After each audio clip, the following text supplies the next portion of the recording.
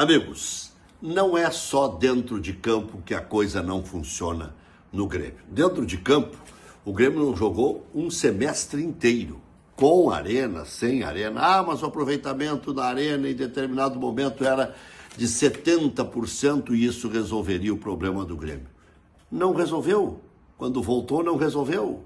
Era só para escapar do rebaixamento. E o Grêmio só escapou na antepenúltima rodada porque os times de baixo patinam e não saem do lugar. Eu nem vou dizer que são ruins, porque são times de primeira divisão, mas não conseguiram emplacar em momento algum. Fluminense, Bragantino, Criciúma, o próprio Vitória, que agora deu uma alavancada, Cuiabá, Atlético Goianiense, o próprio Grêmio, Juventude, jogaram bem de vez em quando. Atlético Paranaense, Vasco da Gama, Atlético Mineiro, muita gente jogou pouco ou quase nada no segundo semestre. Ah, mas o Atlético Mineiro decidiu duas competições, Copa do Brasil e Libertadores da América, perdeu as duas. E perdeu na regra do jogo. Perdeu os 2 jogos para o Flamengo e perdeu o jogo com 10 homens. Né? O Botafogo tocou 3 no Atlético Mineiro, mesmo que o Atlético Mineiro tenha tido 80% de posse de bola. Então, esses times e o Grêmio não jogaram nada, ou muito pouco, no segundo semestre. Mas fora de campo também o Grêmio joga muito mal. Muito mal, se comunica mal, não tem promoções, não tem novidades, não tem avanços. E aí é que eu vejo que as coisas podem periclitar ainda mais. O Grêmio tem 5, 6 candidatos à presidência do clube. Agora, para aprovar um orçamento de 600 milhões, não tinha metade do Conselho Deliberativo, tinha menos de 140 conselheiros, não se dignam a votar nem de casa. Nem de casa. O voto que agora pode ser feito de forma virtual. Não comparecem, não fazem a votação de casa, esforço nenhum pelo clube do coração. Na hora de se candidatar a ser conselheiro, é um enxame. Todo mundo quer ser. Brigaçada em discussão e 30 e tantos grupos políticos. O Grêmio não é que esteja à deriva, eu não quero usar esse tipo de expressão porque é muito dura a expressão, mas o Grêmio está mal. Não tem um grande coordenador político, não tem um grande líder, e aí é que entra a história da saudade do Dr. Fábio Koff, Dr. Hélio Dourado e outros que tais, tá? Os verdadeiros líderes do Grêmio sumiram.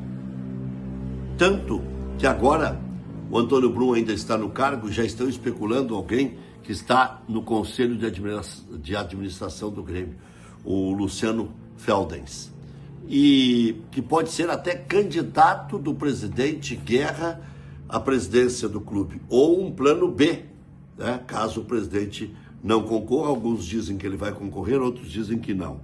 Outros falam que o Alexandre Bugin seria o candidato da situação. Não, ele vai ser candidato de um movimento. Então tem muitos e muitos nomes especulados. Por quê? Porque o clube não vive um momento de paz.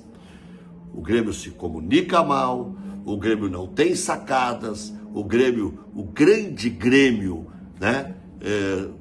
O Renato se vangloriando do Grêmio ser 10º colocado, e é 11º, né? Eu fiquei com o 10º na cabeça porque o Renato ficou falando toda hora que era 10º. Na verdade, 11º, e o Grêmio vai ir para a Sul-Americana, porque todo mundo vai para a Sul-Americana. Só não vão o 15º e o 16º. Até o 14º, fruto do Botafogo ter sido campeão, vai para a Copa Sul-Americana. No Inter, Rômulo, elogiado por Roger, pode ganhar o lugar do Thiago Maia. Com o Roger, não tem essa de jogar no nome. Quando estava retornando de lesão, Alan Patrick foi para o banco de reservas. Jogou o guri, o Gabriel Carvalho. Depois saiu o Gabriel Carvalho, entrou o Tabata. Né? Por quê? Porque melhorou o time, a distribuição tática, é a visão do treinador, que ontem estava tomando 3-0, eu disse, vai desandar a maionese. Reagiu para um 3-2 que acabou sendo lucro para o Flamengo. O Internacional poderia ter empatado. Então o Rômulo pode ganhar a condição de titular do Thiago Maia. O Ener Valencia ainda é uma decepção. Entra, faz gols e tal, mas não é aquele cara que vai mudar o semblante do Internacional. É um cara bom para grupo se contentar a longo prazo em ser reserva. O Borrell hoje é titular. A vitalidade do Rômulo pode também fazê-lo titular. Segundo o próprio Roger, melhorou o encaixe da marcação. E não foi só contra o Flamengo, não. Contra o Bragantino, da mesma forma.